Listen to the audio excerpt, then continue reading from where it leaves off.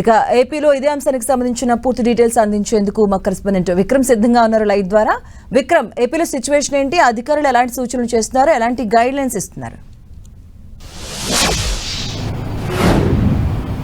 దేశంలో ప్రధాన నగరాల్లో గ్యాస్ కొరతకు సంబంధించి ఎటువంటి సిచ్యువేషన్ ఉందో విశాఖపట్నంలో కూడా దాదాపుగా అదే పరిస్థితి కొనసాగుతుంది.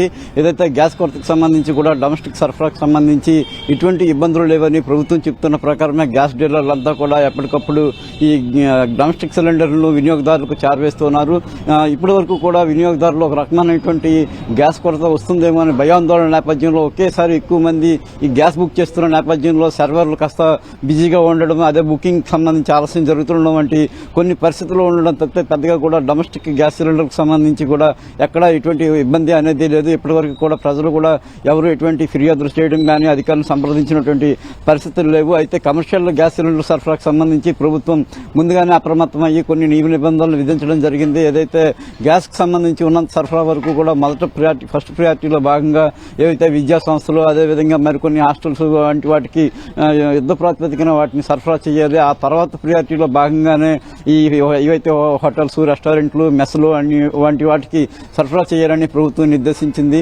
దీంతో ఏదైతే విశాఖపట్నంలో ప్రతిరోజు కూడా కమర్షియల్ గ్యాస్ సిలిండర్లు దాదాపు 65,000 వరకు కూడా డిస్ట్రిబ్యూషన్ జరుగుతూ ఉంటాయి. అయితే గ్యాస్ కొరత సంభవించిన తర్వాత చూసుకుంటే కేవలం 45,000 మాత్రమే డైలీ డిస్ట్రిబ్యూషన్ జరుగుతూ ఉన్నాయి. దీని మీద విశాఖపట్నం హోటలర్స్ అసోసియేషన్ కూడా స్పందించింది. రాబోయే రోజుల్లో ఇదే పరిస్థితి కొనసాగితే తమ తాలూకు పరిస్థితి చాలా ఇబ్బందికరంగా మారుతుంది. గ్యాస్ ఎప్పుడు యథావిధిగా సరఫరా చేసేలా చర్యలు తీసుకోవాలంటూ కూడా హోటలియర్స్ అసోసియేషన్ ప్రతినిధులు జిల్లా కలెక్టర్ విద్యాధర్ని కలిసి విజ్ఞాపన చేశారు.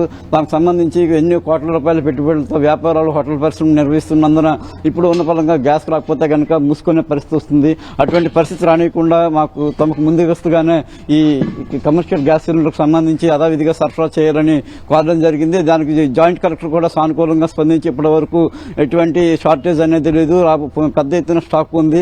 రాష్ట్ర ఏదైతే పౌర సరఫరాల శాఖ మంత్రి నాదెండ్ల మనోహర్ కూడా ఇదే విషయాన్ని చాలా స్పష్టంగా చెప్పారు. కమర్షియల్ గ్యాస్ సిలిండర్కు సంబంధించి ఎక్కడికక్కడ నిల్వలు పూర్తిగా ఉన్నాయని చెప్తున్నారు. ఇప్పుడు మనం ప్రస్తుతం విశాఖపట్నం సీతందాల్లో ఉన్నటువంటి గ్యాస్ గోడౌన్, ప్రభుత్వమే నిర్వహిస్తున్నటువంటి గ్యాస్ గోడౌన్, ఇందులో మనం చూడవచ్చు కమర్షియల్ గ్యాస్ సిలిండర్లు కూడా పూర్తి స్థాయిలో నిల్వ ఉన్నాయి. అదేవిధంగా డొమెస్టిక్ గ్యాస్ సిలిండర్ కూడా పూర్తి స్థాయిలో కూడా నిల్వ ఉన్నాయి. రాబోయే 2-3 రోజుల వరకు ఈ నిల్వలు సరిపోయే అవకాశం ఉంటుంది.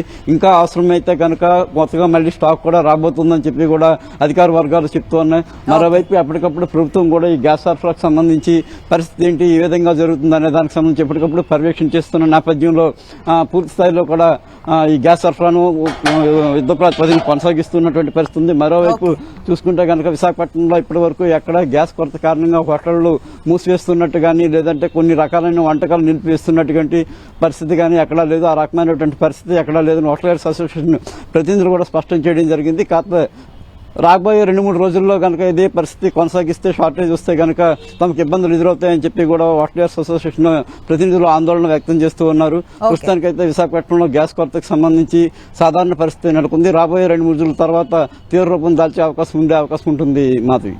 Thank you Vikram.